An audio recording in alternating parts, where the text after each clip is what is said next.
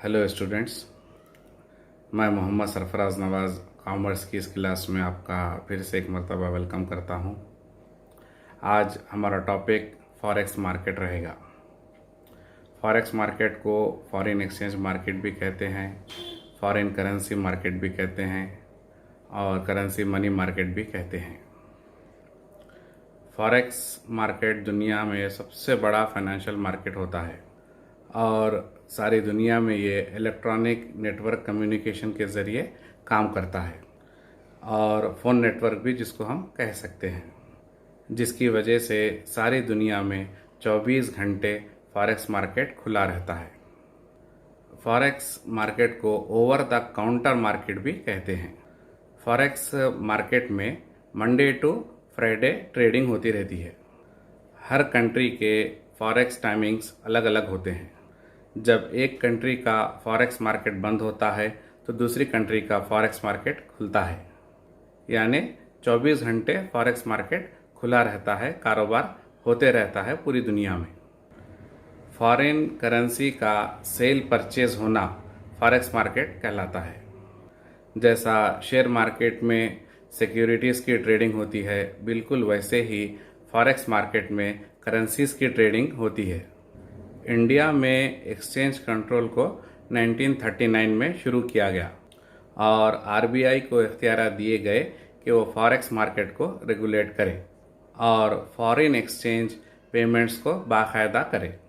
India में forex market को develop करने और एक्सटर्नल ट्रेड के पेमेंट्स को आसान करने के लिए फॉरेन एक्सचेंज रेगुलेशन एक्ट, जिसको हम फेरा कहते हैं, 1973 में इस्टेब्लिश किया गया और इसको 1999 में फेमा के नाम से चेंज कर दिया गया, जिसको हम फॉरेन एक्सचेंज मैनेजमेंट एक्ट कहते हैं।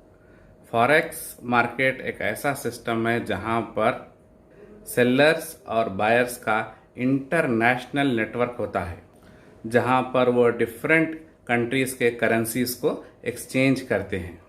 फॉरेक्स मार्केट में एक करेंसी को ख़रीदा जाता है और दूसरी करेंसी को बेचा जाता है। कई किस्म के फैक्टर्स जैसे economic factor, political conditions, exchange rates और इंटरेस्ट रेट्स, इंटरनेशनल ट्रेड और इन्फ्लेशन की वजह से करेंसी की वैल्यू अप एंड डाउन होती रहती है, यानी उसमें उतार चढ़ाव होते रहता है और इन्हीं फ्लक्चुएशंस होने की वजह से मुनाफा प्रॉफिट कमाया जा सकता है। आमतौर पर फॉरेक्स के जो ट्रांजैक्शंस होते हैं वो पेयर्स में होते हैं। किस में होते हैं? पेयर्स में होते हैं, यानी कि जोड़ी में होते हैं। जब एक करेंसी को ख़रीदा जाता है तो दूसरी करेंसी को बेचा जाता है। करेंसी का सेल परचेस चलते रहता है और जो करेंसी ख़रीदी गई है उसको बेस करेंसी कहते हैं और जो करेंसी सेल की गई है उसको कोट करेंसी कहते हैं। और जब हमारे कंट्री के करेंसी की वैल्यू बढ़ती है तब बाहर के कंट्रीज में हमारे गुड्स की वैल्यू बढ़ती है, यानी हमारे सामान का प्राइस बढ़ता है और हमारी कंट्रीज में बाहर के सामान गुड्स के प्राइसेस कम होते हैं। समझ में आ रहा है फॉरेक्स मार्केट क्या होता है? और आइए ज़रा हम इसको ज़रा डीप में जान लें। और हम इंसान बहुत सारे रिसोर्सेस ज़राए इस्तेमाल करते हैं और उन सारे रिसोर्सेस का कंजम्पशन करते हैं, यानी उन चीज़ों को हम इस्तेमाल करते हैं। मिसाल के तौर पर इलेक्ट्रिसिटी को जनरेट करने के लिए कोयले की ज़रूरत पड़ती है, या फिर ट्रांसपोर्टेशन के लिए नेचुरल गैस, पेट्रोल और डीजल की ज़रूरत पड़ती है और दूसरी चीज़ों को तैयार करने के लिए मेटल्स की ज़रूरत पड़ती है, जैसे तांबा है, लोहा है, एल्युमिनियम है, सोना है, चांदी है वगैरह। क्या आपने कभी ये सोचा है कि ये सब सारी चीज़ें कहाँ से आती हैं? ये सारा रॉ मटेरियल कहाँ से आता है? ये तमाम चीज़ें एक ही कंट्री में प्रोड्यूस नहीं होती। हर कंट्री में कुछ ना कुछ चीज़ें प्रोड्यूस होती रहती हैं और एक कंट्री को दूसरे कंट्री की ज़रूरत पड़ती रहती है। ये तमाम चीज़ें या फिर जो ऐसी चीज़ें जो एक कंट्री में प्रोड्यूस नहीं होती, वो कंट्री किसी दूसरी कंट्री से वो चीज़ें इंपोर्ट करती है, यानी कि मंगाती है, जिसे हम इंपोर्ट ट्रेड कहते हैं। जिस कंट्री को जो चीज़ें कम पड़ती हैं, वो चीज़ें वो कंट्री इंपोर्ट करती है, और जो कंट्री जो चीज़ें ज़्यादा प्रोड्यूस करती हैं, वो उन चीज़ों को एक्सपोर्ट करती है। और हर कंट्री की करेंसी अलग अलग होती है, और जहाँ पर इन करेंसीज का लेन देन होता है उसी को हम फॉरेक्स मार्केट कहते हैं। फॉरेक्स मार्केट में अलग अलग कंट्रीज़ के करेंसीज का तबादला होता है, यानी एक्सचेंज होता है। हम एक सर्टेन करेंसी को ख़रीदते हैं और एक्सचेंज रेट फ्लक्चुएट होने तक उसको होल्ड करके रखते हैं, यानी कि रोक कर रखते हैं, और एक्सचेंज रेट के बदलते ही वापस अपनी करेंसी में चेंज कर लेते हैं, और इस प्रोसेस से प्रॉफिट कमाते हैं। लोग ये समझते हैं कि फॉरेक्स मार्केट में प्रॉफिट कमाना निहायत आसान है, मगर उसकी रियलिटी हकीकत कुछ और होती है। आपको यकीन नहीं आएगा कि फॉरेक्स मार्केट में सिर्फ 20% लोग पैसा कमाते हैं। कितने परसेंट? ओनली 20% लोग पैसा कमाते हैं, और बाकी के 80% लोग पैसा गंवाते हैं। 80% लोग फॉरेक्स मार्केट में पैसा गंवाते हैं, यानी लॉस कर लेते हैं। और जो 20% लोग जो पैसा कमाते हैं, वो आगे चलकर उसमें से 10% फिर से लॉस कर लेते हैं, यानी कि सिर्फ फॉरेक्स मार्केट में ओनली 10% लोग प्रॉफिट नफ़ा कमाते हैं। फॉरेक्स मार्केट में सिर्फ 10% लोग पैसा कमा सकते हैं, प्रॉफिट कमा सकते हैं, और बाकी के 90% लोग पैसा गंवाते हैं। कुछ लोग अपने बिजनेस से या जॉब से या फिर दूसरे किसी फाइनेंशियल कंडीशन से या फिर दूसरे कई प्रॉब्लम से परेशान होकर ये सोचते हैं कि फॉरेक्स मार्केट में ज़्यादा पैसा कमाया जा सकता है, इसीलिए वो फॉरेक्स मार्केट की तरफ आते हैं। वो भी कर्ज लेकर आते हैं ताकि जल्दी से पैसा कमाया जा सके। नो डाउट फॉरेक्स मार्केट में पैसा ज़्यादा है, मेहनत भी ज़्यादा है, और रिस्क तो बहुत ही ज़्यादा। और ये बात जहन में बिठा लीजिए कि सिर्फ 10% लोग ही फॉरेक्स मार्केट में पैसा कमा सकते हैं, और पूरी दुनिया में हो रही करेंसी एक्सचेंज से रेट्स बदलते रहते हैं, और जब करेंसी को एक्सचेंज किया जाता है तब उनका एक एक्सचेंज रेट होता है, और करेंसी का प्राइस डिमांड और सप्लाई पर बेस्ड होता है, और किसी ख़ास करेंसी की ज़्यादा डिमांड होती है। और इंडिया में सिर्फ 4 करेंसीज की ट्रेडिंग अलाउड है। कितने करेंसीज? ओनली 4 करेंसीज की ट्रेडिंग अलाउड है। नंबर 1 पोजीशन पे है यूएस का डॉलर, यानी कि अमेरिका का डॉलर। सेकंड पोजीशन पर ब्रिटेन का पाउंड, और तीसरे नंबर पर है जापान का यन, और चौथे नंबर पर है यूरोप का यूरो। इन 4 करेंसीज को इंडिया में ट्रेडिंग की इजाज़त दी गई है, और इंडिया में बाकी करेंसीज की ट्रेडिंग इलीगल है। और कुछ लोग कहते हैं कि फॉरेक्स मार्केट एक तरह का सट्टा है, जुआ है, क्योंकि इस मार्केट में आपको धोखा मिलने के चांसेस ज़्यादा हैं, और अगर आपको धोखा मिल भी जाए तो आप किसी को कुछ कंप्लेंट नहीं कर सकते। लोग हालात से परेशान होकर फॉरेक्स मार्केट का रुख करते हैं, वो भी कर्ज लेकर करते हैं, और ऐसे में उनको अगर नुकसान हो जाए तो बहुत ज़्यादा परेशान होते हैं और बुरी तरीके से कर्ज में फंस जाते हैं। तो इसका क्या मतलब है? तो इसका सीधा सीधा ये मतलब है कि फॉरेक्स मार्केट में अगर आना है तो कर्ज लेकर नहीं आना है। फॉरेक्स मार्केट का एक स्ट्रक्चर होता है, यानी इसमें कौन कौन से लोग हिस्सा लेंगे, या फिर फॉरेक्स मार्केट में कौन लोग पार्टिसिपेट करेंगे। इसमें सबसे पहले आता है कंट्री का सेंट्रल बैंक, सेकंड नंबर पर आते हैं कमर्शियल बैंक्स, थर्ड पोजीशन पर आते हैं इमिग्रेंट्स, और चौथे नंबर पर आते हैं टूरिस्ट, और पाँचवें नंबर पर आते हैं मल्टीनेशनल कॉरपोरेशंस, और छठे नंबर पर आते हैं ब्रोकर्स। 7वें नंबर पर इंपोर्टर्स और एक्सपोर्टर्स हैं और 8वें नंबर पर हैं इन्वेस्टर्स। ये तमाम लोग फॉरेक्स मार्केट में पार्टिसिपेट करते हैं, यानी कि ये लोग फॉरेक्स मार्केट में पार्टिसिपेट करते हैं, हिस्सा लेते हैं और फॉरेन करेंसीज को एक्सचेंज करते हैं।